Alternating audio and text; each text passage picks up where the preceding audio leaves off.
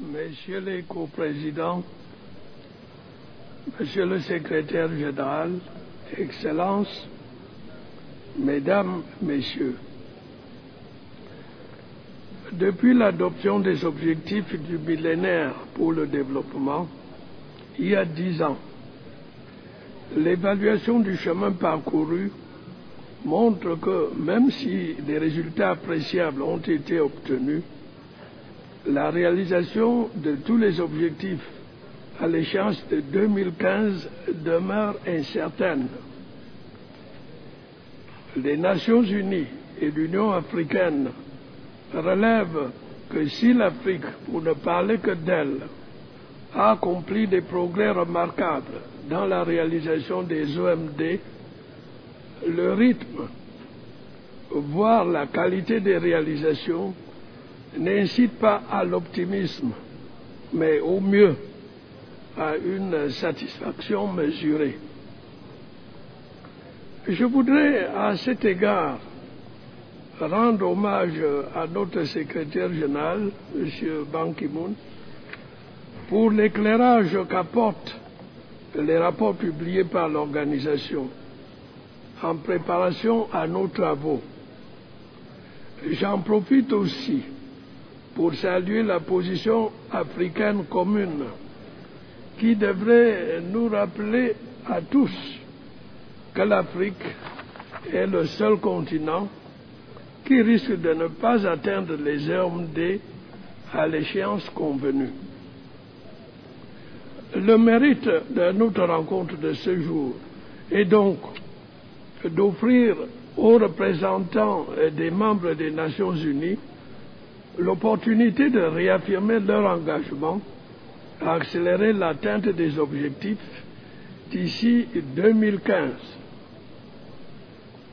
Ma vision sur les OMD s'articulera aujourd'hui autour de 3 éléments qui me semblent essentiels à leur réalisation, à savoir la concrétisation de l'objectif numéro 8 sur la mise en place d'un partenariat mondial pour le développement, l'accès à l'énergie et la création d'emplois. Messieurs les coprésidents, la complémentarité entre les OMD, aussi pertinente qu'elle soit, ne devrait pas faire perdre de vue qu'il en est un qui conditionne la réalisation de tous les autres. Je veux parler de l'objectif numéro 8. En effet, les efforts de mobilisation des ressources en faveur du développement sont tributaires de la mise en place d'un système économique et financier plus équitable, du traitement global du problème de la dette, de l'octroi d'une aide publique au développement stable, prévisible et efficace, de l'accès aux médicaments essentiels et de la réduction de la fracture numérique. Si ensemble nous réussissons à relever ces défis qui constituent les cibles de l'objectif numéro 8, je reste persuadé que tous les autres auront une chance de se concrétiser. Le deuxième facteur qui me semble essentiel à la réalisation des OMD est l'accès à l'énergie. Il ne fait aucun doute aujourd'hui que les ressources énergétiques ont un effet multiplicateur sur l'atteinte des objectifs relatifs à la réduction de la pauvreté, à l'éducation, à la santé, au genre et à l'environnement. Les ressources énergétiques facilitent aussi bien l'augmentation de la production agricole que l'approvisionnement en eau et l'éclosion des activités génératrices de revenus pour les populations les plus pauvres, notamment les femmes. L'expérience nous apprend en outre que l'accès à l'énergie favorise l'instauration d'une éducation de qualité tout en facilitant l'expansion des nouvelles technologies de la communication. Il est aussi utile de rappeler son rôle en faveur d'une meilleure insertion des filles dans le système éducatif grâce à l'allègement des tâches ménagères.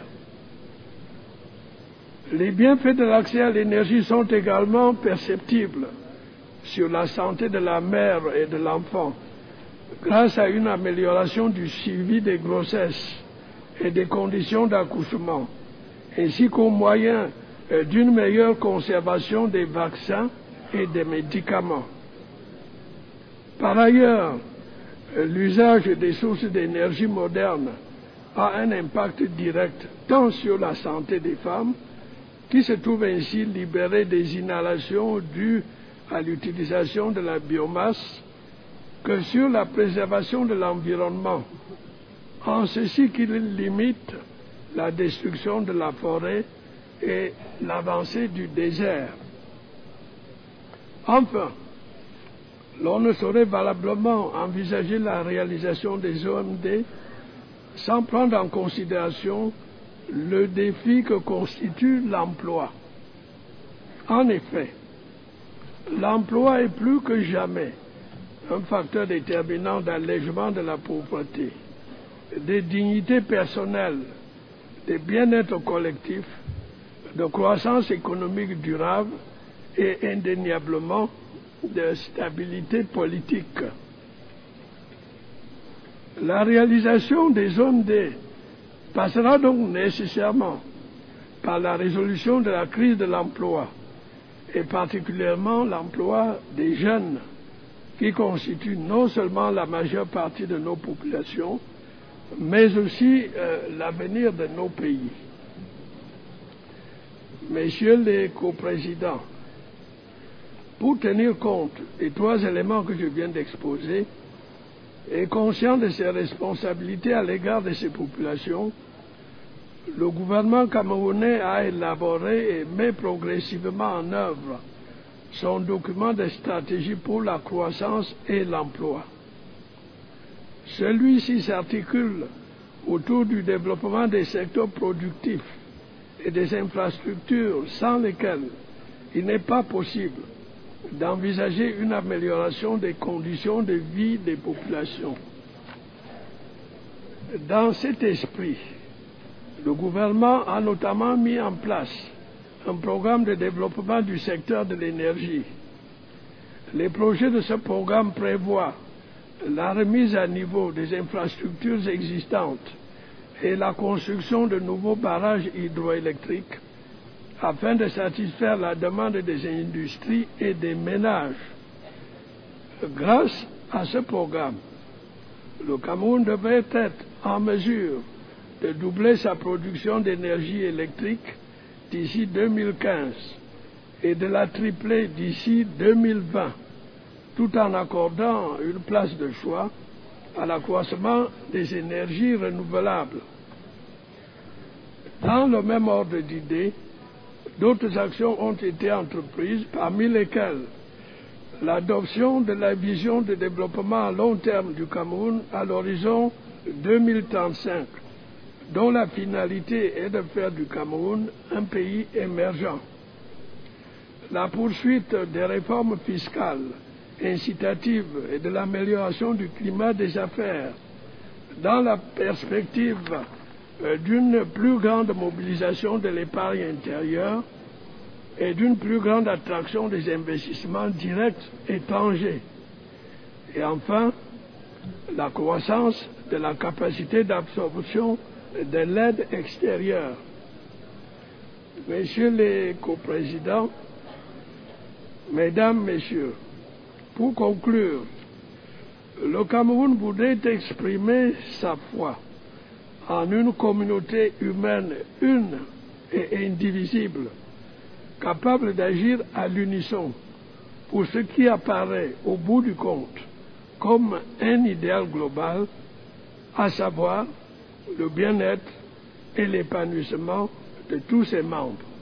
Je vous remercie de votre attention.